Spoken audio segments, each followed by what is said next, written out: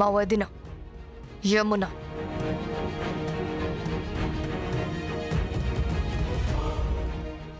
యమునానా? యమున వద్దని కిడ్నాప్ చేస్తే మన పని అయిపోతుంది. అయితే ఇప్పుడే వెళ్ళి కిడ్నాప్ చేసేస్తాను. ఇప్పుడు కాదు, అర్ధరాత్రి అందరూ నిద్రపోతున్నప్పుడు రండి. వచ్చి యమున వద్దని తీసుకెళ్ళిపోండి. అలాగే చెల్లెమ్మా, అలాగే. మీకోసం ఎదురు చూస్తూ ఉంటానన్నయ్య, జాగ్రత్తగా రండి. అలాగే చెల్లెమ్మా, అలాగే.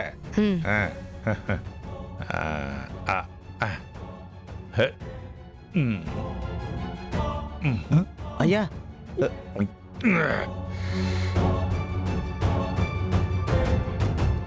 మీకు మా అందరికంటే ఆ పని మనిషి ఎక్కువైపోయిందా?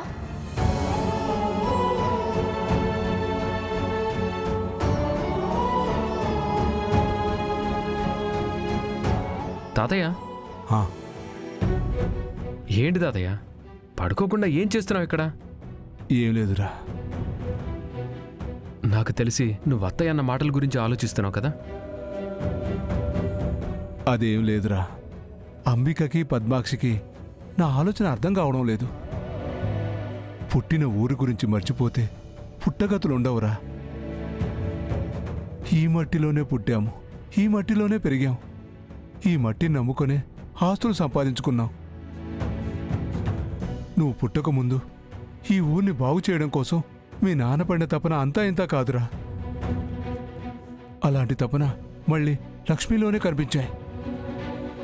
అందుకే తన పేరు మీద ఆ 200 ఎకరాలు రాసేశాను. తాతయ్య, నాకంతా అర్థమైంది. అత్తయ్యలు కూడా నెమ్మదిగా అన్నీ అర్థం చేసుకుంటారులే. తాతయ్య, నువ్వు వెళ్ళి పడుకో. తాతయ్య, నువ్వు వెళ్ళి పడుకో తాతయ్య.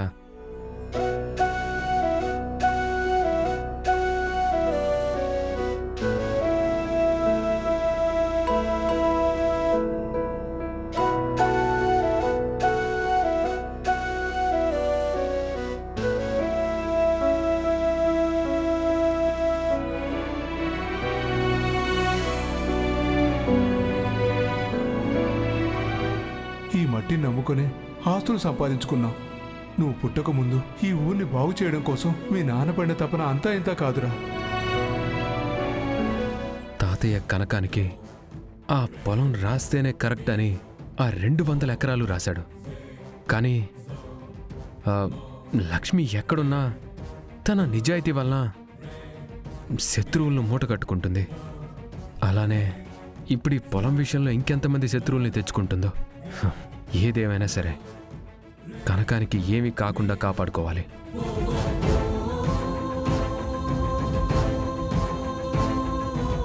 ఆ 200 ఎకరాలు ఇప్పుడు లక్ష్మివి.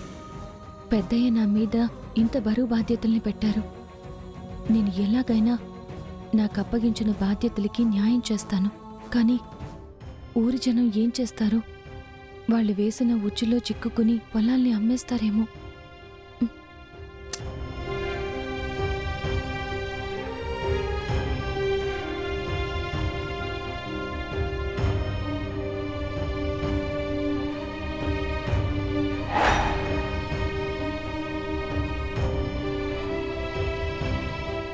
నెలవంకం చూసి బాగా ఇష్టమైన వాళ్ళని చూడాలంటారు.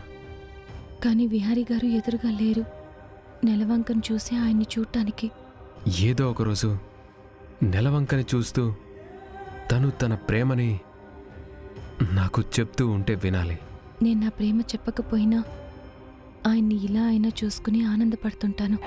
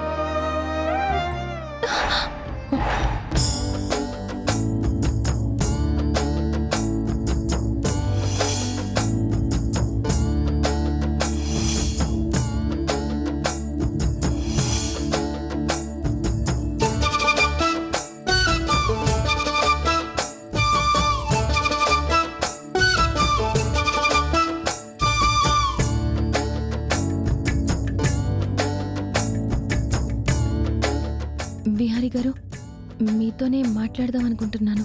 ఓ, నీ మనసులో చెప్పలేక దాచుకున్నది చెప్తావా? చెప్పు, నీ సమాధానం కోసం ఎదురు చూస్తున్నాను. దాని గురించి విహారీ గారు, నా పేరు మీద మీ తాతయ్య గారు ఆ పొలం రాయడం వల్లే కదా ఇంట్లో ఈ గొడవలు.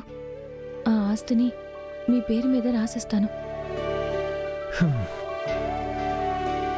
ఇదిగో, నా పేరు మీద నువ్వు రాస్తానంటే ఆ పనేదో మా తాతయ్య చేసేవారు కదా.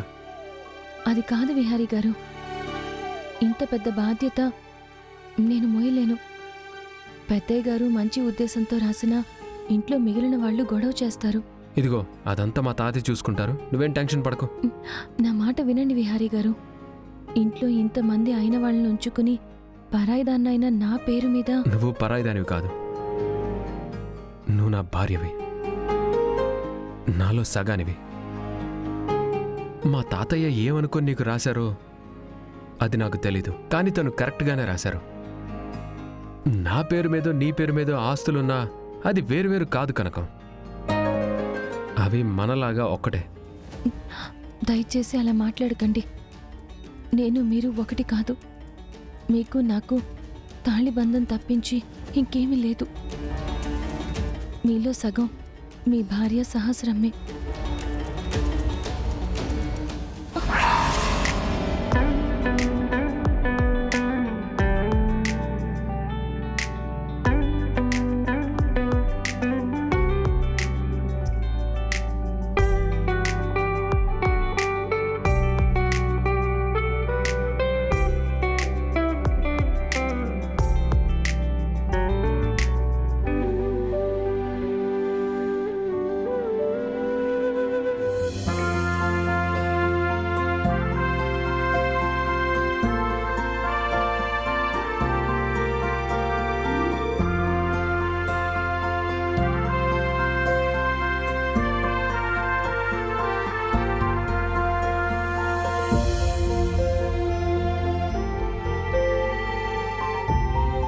ఈ వీర్రాజు అన్నయ్య ఏంటి ఇంకా రాలేదు?